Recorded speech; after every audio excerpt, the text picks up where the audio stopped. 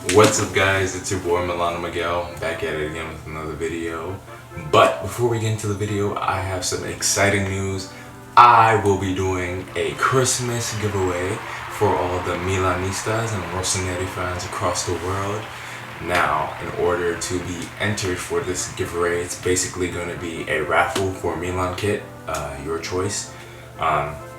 So here are the requirements. Number one, you gotta be subscribed to Milano Miguel on YouTube, aka this YouTube channel. Number two, follow me at Twitter at MiguelAJ29. You can see it in the video.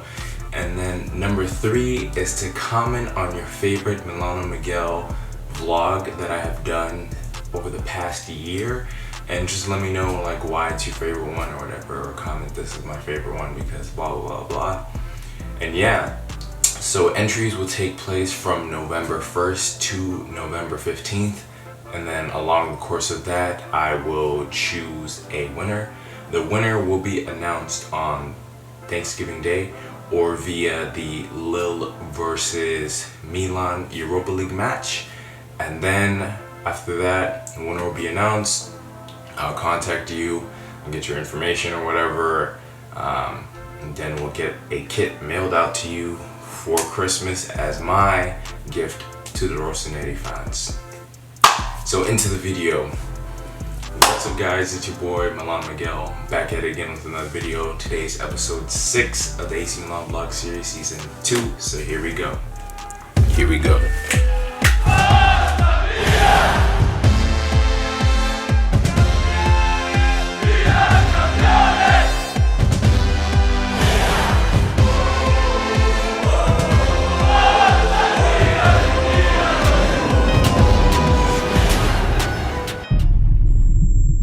Wow, match day 6 in the Italian Serie A. Udinese versus Milan. Now, the last time that we played against Udinese, it was a stunning 3-2 thriller where Ante Rebic got that goal in extra time and Theo Hernandez had that cracking volley. Oh, the good old days. But yeah, going into this game, Donnarumma, Jans-Peter Hogg, and Mattia Gabbia are now negative for COVID-19, so they are now back into the team. Into the news, Samuel Castillejo will be out of the squad with a minor muscle injury. He should be back in the squad next week, but I just wanted to update you guys on that. Starting lineup, Donnarumma, Calabria, Kier, Romagnoli, Theo Hernandez. And then we had Kessie, Benacer, and then we had Rafael Leao, Hakan Çalhanoğlu, Salmakers, and Zlatan Ibrahimovic. Ante Rebic back in the team as a substitute. Udinese is always a team that Milan always struggle with, and it took Milan a while to settle in, but once they finally settled in, Rafael Leao cut down the wing and put in a beautiful cross.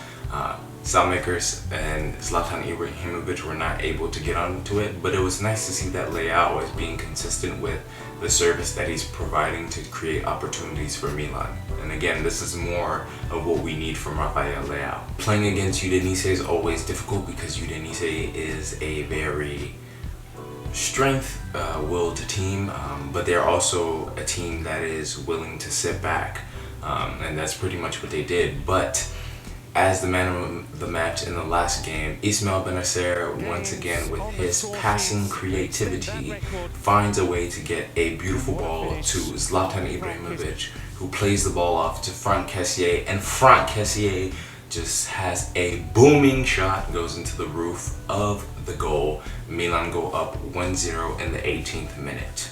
After that goal, a couple more opportunities were created, but they weren't spurred. And Milan would go halftime 1-0.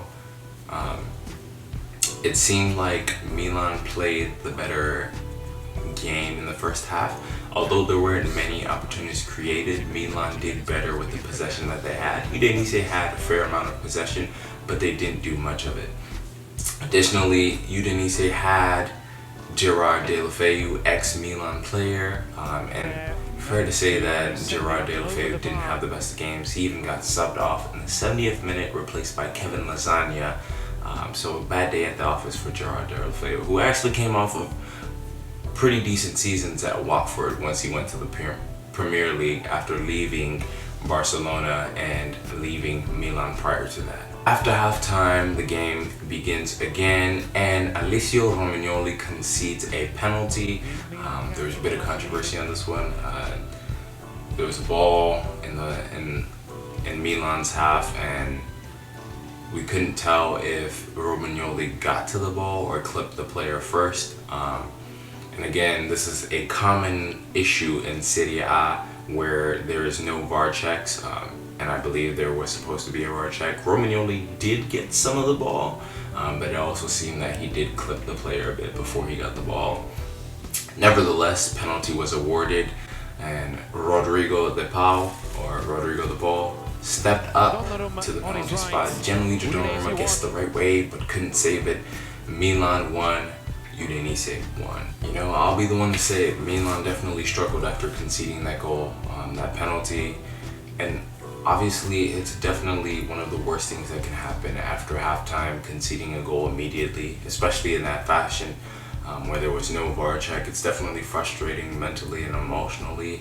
It's a barrier, and Milan were just struggling after that. They didn't seem to, you know, put their passes together. And again, you can also say that fatigue is playing a role here because of the midweek games that we play every Thursday. Because the Europa League, there's not as much rest as the players are used to, and these are unforeseen circumstances. This hasn't happened in football before, and this is an impact, but we're finding ways to rise above it and just figure a way to make it work, and that's all that really matters. Benacer and Salamakers would make their way to the bench, being replaced by Sandro Tonali and Brahim Diaz. Now, in my opinion, I think this was the right substitution for Stefano Pioli to make. It seemed like there was a lack of intent and a lack of creativity. So bringing these two players in definitely changed the face of the game. I think when Brahim Diaz came in, he had some good link-up play with Leao and Ibrahimovic. And again, I've said this time and time again, Brahim Diaz is that one player that I've just been saying that keep an eye on this season, and he keeps proving this. He scored 2 goals in the Europa League already, so I'm just looking for more from him. He's definitely creative in the attack with his dribbling and the passes that he finds, but it was a good substitution from Pioli. Even with that being said, Diaz almost scored a goal, but Samir had a beautiful goal line clearance, even though the play was offside.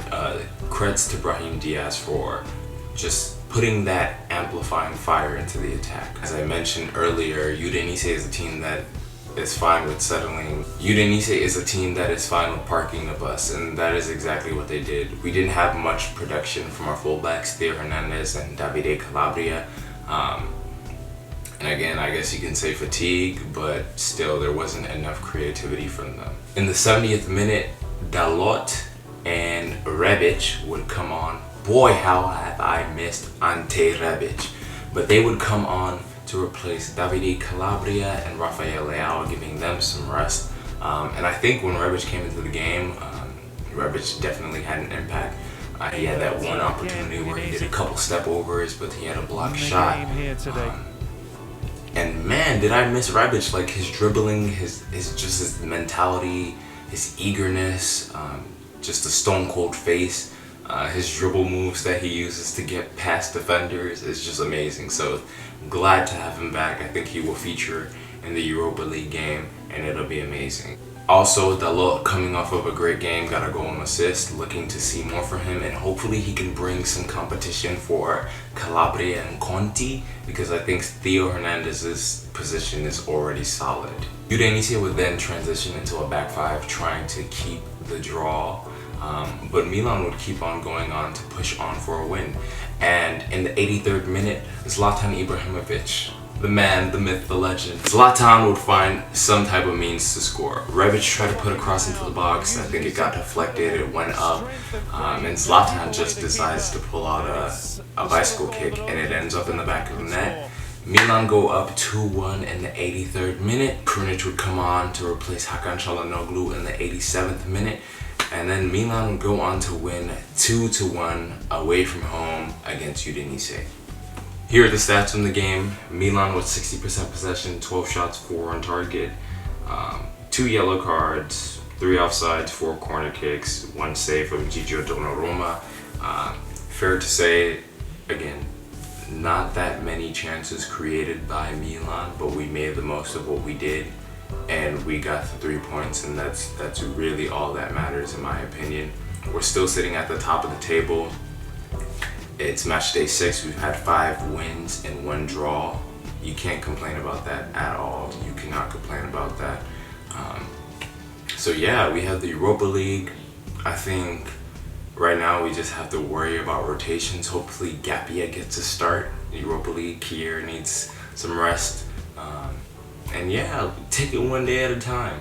I hope you guys enter into this giveaway, and one of you lucky Russell 90 fans will get a Milan kit. Just my gift to you for your support. And the goal is to get to 200 subscribers by the end of the year. So hopefully with this giveaway we can get towards reaching that goal by the end of the year.